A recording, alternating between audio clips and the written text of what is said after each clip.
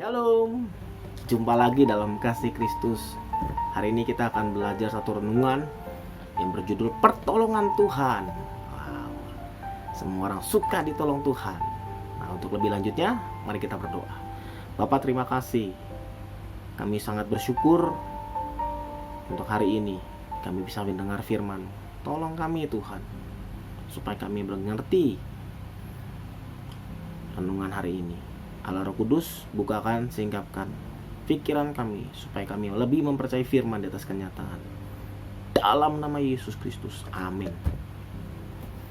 Di tengah krisis, orang sangat butuh pertolongan Tuhan. Tetapi di perjalanannya banyak orang tidak melakukan kehendak Allah. Pertanyaannya, apakah Tuhan masih mau tolong? Mari kita baca firman Tuhan dalam Kejadian pasal 12 ayat 10 sampai 20. Kejadian pasal 12 ayat 10 sampai 20. Mari kita baca ayat 10. Ketika kelaparan timbul di negeri itu, pergilah Abram ke Mesir untuk tinggal di situ sebagai orang asing, sebab hebat kelaparan di negeri itu. Ayat 11, pada waktu ia akan masuk ke Mesir, berkatalah ia kepada Sarai, istrinya, memang aku tahu engkau seorang perempuan yang cantik parasnya. 12, apabila orang Mesir melihat engkau, mereka akan berkata, itu istrinya. Jadi mereka akan membunuh aku dan membiarkan engkau hidup. Katakanlah bahwa engkau adikku, supaya aku diperlakukan mereka dengan baik karena engkau, dan aku dibiarkan hidup oleh sebab engkau. Ayat 14, sesudah Abram masuk ke Mesir, orang Mesir itu melihat bahwa perempuan itu sangat cantik. Dan ketika punggawa-punggawa Firaun melihat Sarai, mereka memuji-mujinya di hadapan Firaun, sehingga perempuan itu dibawa ke istananya. Ayat 16, Firaun menyambut Abram dengan baik-baik. Ia mengingini perempuan itu, dan Abraham mendapat kambing domba, lembu sapi, keledai jantan, budak laki-laki dan perempuan, keledai betina dan unta. Ayat 17, ketika Tuhan menimpahkan tulah yang hebat kepada Firaun, demikian juga kepada seisi istri istananya, karena Sarai istri Abraham itu. Lalu Firaun memanggil Abram serta berkata, apa yang kau perbuat terhadap aku? Mengapa kau tidak beritahukan bahwa ia istrimu?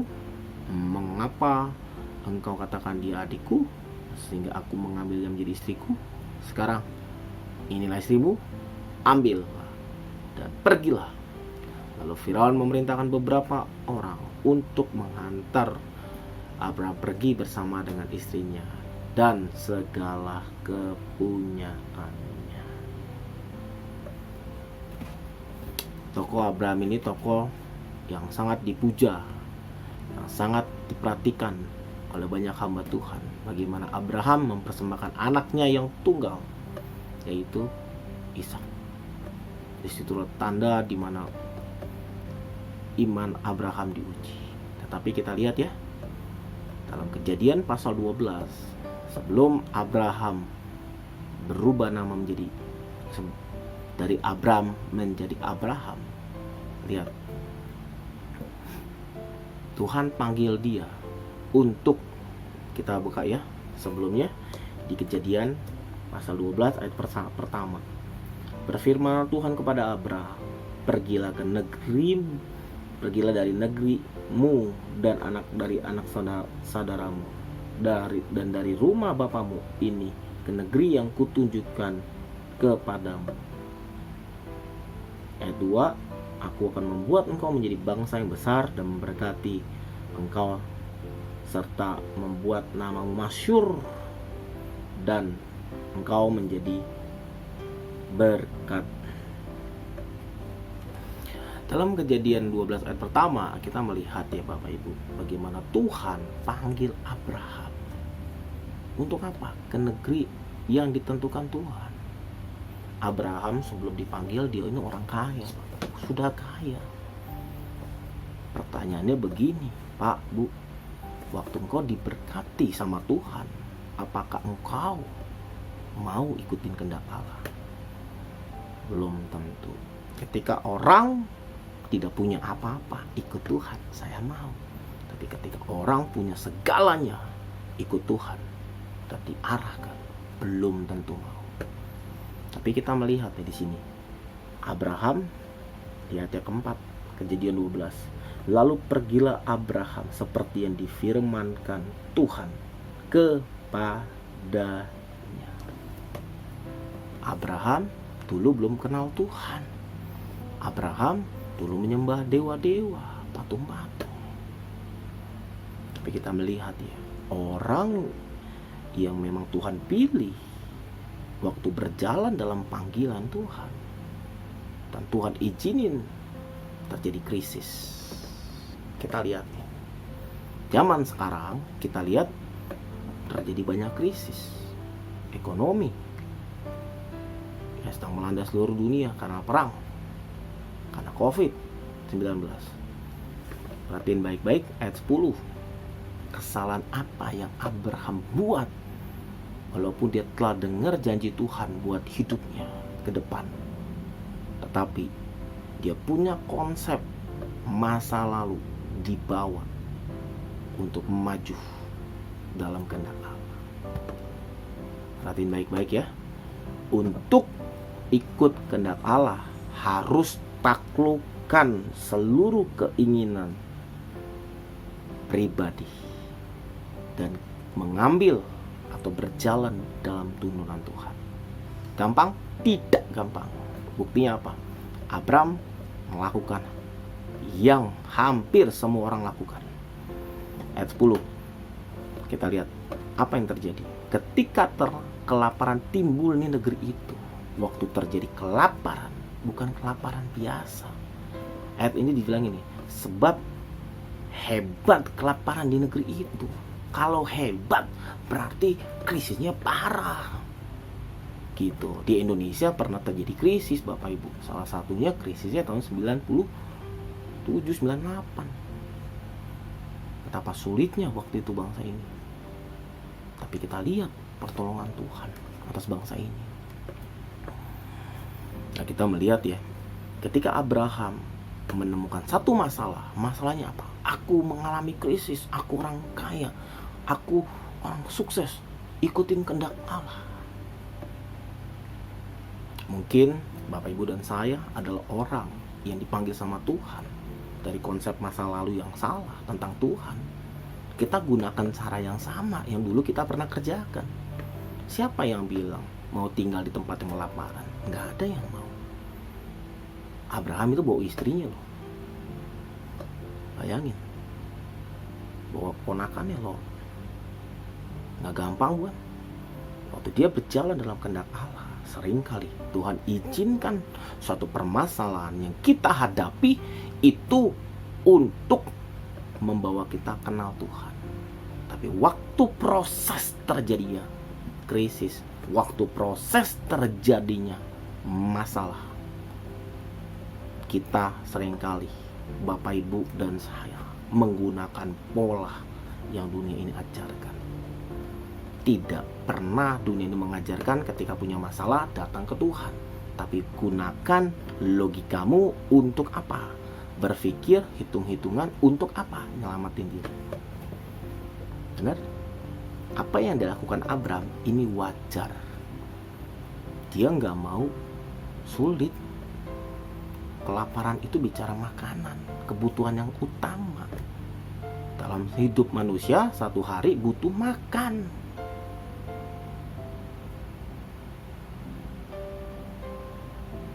Nah, kita melihat ya, seorang tokoh hebat sebelum dia berubah nama jadi Abraham, dia mempunyai pola. Ketika terjadi krisis, terjadi kelaparan di negeri itu, dia pertama kesalahannya, dia melangkah ke tempat yang Tuhan tidak suruh. Dia melangkah ke arah Mesir. Mesir itu bicara tentang apa? Di sana terjadi banyak perbudakan. Salah satunya Israel menjadi budak Mesir, di Mesir. Terus di Mesir ini banyak sekali dewa-dewanya, penyembahan patung-patungnya. Artinya apa? Abraham berbalik arah. Ketika perutnya lapar, dia tidak pikirin kehendak Tuhan, tapi dia pikirin bagaimana nyelamatin diri. Kesalahan yang pertama, Abraham salah langkah. Sama Bapak Ibu sering dengan saya, seringkali ketika kepepet susah, kita gunain cara supaya apa? Nyelamatin diri, melangkah ke arah yang salah. Yang kedua, kita lihat ayat 11. Kesalahan apa yang Abraham lakukan sebelum pertolongan Tuhan turun? Pada waktu ia akan masuk ke Mesir. Jadi waktu dia terjadi kelaparan di tempatnya ini, dia mau kabur, dia mau jalan cari negeri yang nggak ada kelaparan. Dan itu Tuhan izinin. Perhatiin baik-baik, Tuhan izinkan. Lalu apa yang terjadi? Ayat 11, berkatalah ia kepada Sarai, dia ngomong sama istrinya, memang aku tahu bahwa engkau perempuan yang cantik. Dia ngomong sama istrinya, engkau adalah orang yang bisa nyelamatin saya, karena kamu cantik. Ayat 12, apabila orang Mesir melihat engkau, mereka akan berkata, itu istrimu, jadi mereka akan membunuh aku dan membiarkan engkau hidup. Waktu krisis, kita seringkali mengandalkan apa yang bisa menyelamatkan kita, tapi tidak berpikir sehat. Kenapa? Istrinya pun dimanfaatkan untuk menyelamatkan dirinya. Nggak ada jaminan Bapak Ibu. Waktu krisis, orang tuh selalu egonya tinggi. Jarang sekali orang memikirkan orang lain. Kenapa? Ketika perutnya lapar, pasti pikirannya tidak sehat. Artinya apa? Pikirannya bagaimana supaya saya bisa makan, pakai cara apapun. Di sini Abraham menggunakan cara lama. Dia mau nyelamatin diri. Dia lihat, wah, perempuan ini nanti bisa nyelamatin saya. Yang kedua, kesalahan Abraham. Waktu yang pertama dia salah melangkah, yang kedua akhirnya dia menggunakan siasat. Untuk apa? Nyelamatin diri. Waktu krisis, semua orang mau nyelamatin diri. Dengan cara apa? Dengan caranya sendiri. Berhasil? Kita lihat kesalahan Abraham yang ketiga. Waktu dia nyelamatin diri dengan cara menyerahkan istrinya. Kesalahan yang ketiga. Kita lihat ya. Kita lanjutin. Ayat 13, bahwa adikku, katakanlah bahwa engkau adikku. Artinya yang ketiga, dia ajarin Sarah berbohong. Kamu jangan ngaku ya Sarah. Sarai, kamu istriku. Nanti aku mati. Nanti kalau aku mati, engkau yang selamat. Nah, tapi kalau kau cantik, kamu tuh kan bisa nikah sama raja. Nah, raja nanti selamatin aku. Tolong ya Sarah. Sarah ini orangnya wanita yang taat, ikut aja. Kalau Anda jadi Sarah, Anda udah teriak, dasar pria bodoh gitu. Masa saya dikorbanin, yang lain kan gitu. Gak gampang ya Bapak Ibu untuk menjalankan kehendak Allah. Seringkali kita menggunakan logika dan proses berpikir yang salah. Dan Tuhan izinkan itu untuk menunjukkan, hei manusia, sesungguhnya caramu untuk keluar dari kelaparan tidak benar. Karena di sini Abraham melakukan cara yang jahat. Istrinya dikorbankan dalam krisis. Krisis itu bukan bicaranya keuangan Bapak Ibu. Krisis dalam apapun. Dalam rohani pun juga gitu. Gak peduli. Untuk menyelamatkan satu jabatan, orang hajar, termasuk pemerintahan. Dia gak peduli siapapun yang dikorbankan. siapapun, termasuk orang yang dukung dia, dia nggak peduli. Untuk suatu apa? Menyelamatkan diri. Selanjutnya, apa yang terjadi? Abraham udah pikirin, udah sepakat sama istrinya, dan akhirnya mereka masuklah dalam suatu tempat di Mesir. Tidak ada kelaparan. Wow, senang sekali dia. Wow, aku negeri ini gak ada lapar nih. Tetapi permasalahannya adalah waktu masuk, ayat 14, sesudah Abraham masuk ke negeri, ke Mesir, orang Mesir itu melihat bahwa perempuan itu sangat cantik. Orang melihat apa yang kita punya, bukan dia lihat Abraham. Ketika masalah begitu banyak, dia ngelihat apa yang berharga. Itulah cara dunia. Kamu mau dapat yang namanya berkat, ayo, anakmu cantik, berikan padaku. Atau apapun, dirimu cantik, mari serahkan padaku. Dirimu ganteng, serahkan. Untuk apa? Kepuasan pribadi untuk menyelamatin diri. Di sini kita melihat ya, bagaimana manusia berdosa waktu mengalami krisis tanpa Tuhan. Ini yang terjadi. Siapapun, orang besar pun bisa mikir seperti ini. Untuk apa? Menyelamatin diri.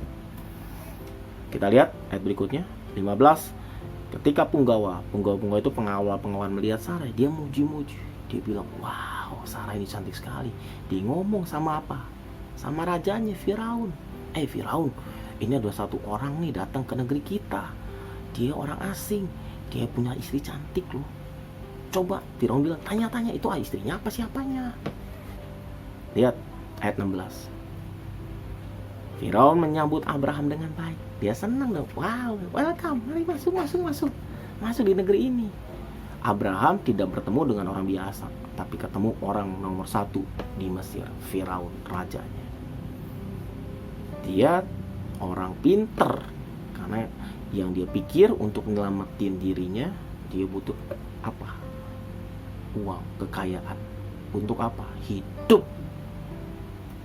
Seringkali kita cari pertolongan kepada orang yang punya banyak fasilitas, tapi kita tidak lihat dampak yang kita kerjakan.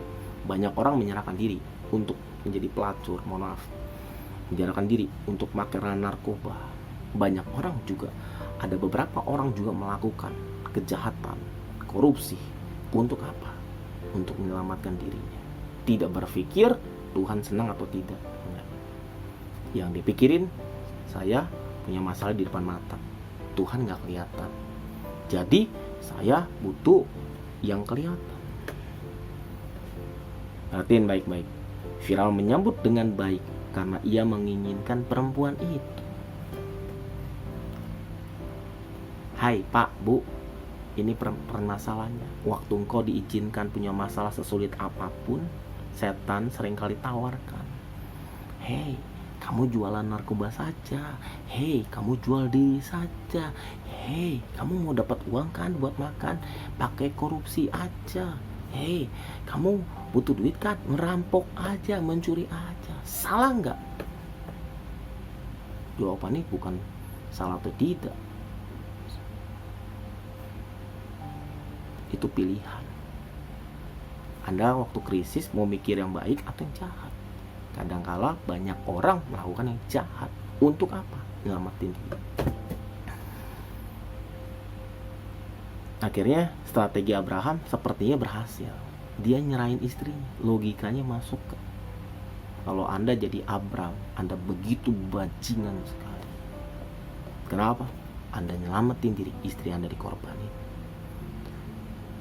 Di sini Raja Firaun memberikan upah, barter. Anda kasih perempuan itu, saya kasih. Di sini 16. Abraham mendapat kambing, domba, lembu, sapi, keledai jantan, budak laki-laki, perempuan, keledai, betina, dan unta. asetnya jadi banyak. Wow, dia senang sekali. Tapi dia nggak mikirin istrinya akan diperkosa sama siapa? Sama Firaun. Di sini kita melihat ya, waktu keadaan terpepet begitu rupa dan Tuhan izinin masalah itu begitu sulit. Seringkali satu tindakan yang dilakukan itu sangat butuh pengorbanan. Istri itu orang yang paling dekat dengan dia, tapi istri seringkali tidak dianggap untuk apa? Bahwa engkau penting dalam hidupku, makanya saya lebih penting diri saya daripada kamu. Orang kalau nggak kenal Tuhan seperti itu. Abraham ini baru dipanggil, tidak langsung instan aku ikut. Waktu ikut terjadi kelaparan, dia kabur gunakan cara lama. Perhatiin baik-baik, Tuhan ketika panggil seseorang, dia akan tunjukkan kemahakuasaan dia untuk menunjukkan aku ini Tuhan yang manggil kamu. Tuhan panggil Abraham untuk apa? Untuk menyatakan kehendak Allah. Perhatiin baik-baik, apa dampaknya dan bagaimana Tuhan menolong Abraham. Lihat ayat 17. Tetapi Tuhan menimpa tulah yang hebat kepada Firaun. Waktu kita salah langkah, kita menyesal, tapi gak ada lagi kesempatan. Kita dapat harta kok, kita dapat uang kok, tapi kesedih. Perhatiin baik-baik, ketika engkau sadar itu, ketika engkau sadar Tuhan, aku mungkin korupsi salah, ketika engkau mencuri engkau salah, ketika engkau menjual diri engkau salah, ketika engkau berbuat hal yang jahat di tengah krisis, engkau menyadarinya. Tuhan bertindak. Tuhan menimpakan tulah yang hebat kepada Firaun. Tulah itu bicara wabah, penyakit. Wow, kaget. Kita nggak tahu cara pikiran Tuhan ya. Tapi kasus ini Tuhan menunjukkan kemahakuasaannya. Waktu Firaun dengan nafsunya, wah ini wanita cantik sekali. Hari itu saya nikah dengan dia. Saya akan, udah mikir yang aneh-aneh. Waktu dia mau sentuh, terjadi tulah. Wah, bukan hanya Firaun, Bapak Ibu. Dibilang di sini, demikian juga dengan kepada seisi istananya, karena Sarai, istri Abraham. Artinya apa? Tuhan bela istrinya. Bu, Pak, waktu engkau dalam kepepet, seringkali mungkin kita korbanin orang yang kita cintai untuk kepentingan kita. Tapi perhatiin, Tuhan gak buta. Tuhan nyelamatin Sarah dari hal yang bejat, dari hal yang menghancurkan. Yang pertama, bagaimana Tuhan menolong Abraham di tengah krisis. Dia gunakan apa? Cara yang ajaib. Caranya apa? Dia membuat wabah kepada Firaun. Artinya apa? Tuhan yang berperkara kepada musuhmu, kepada masalah yang kau hadapi.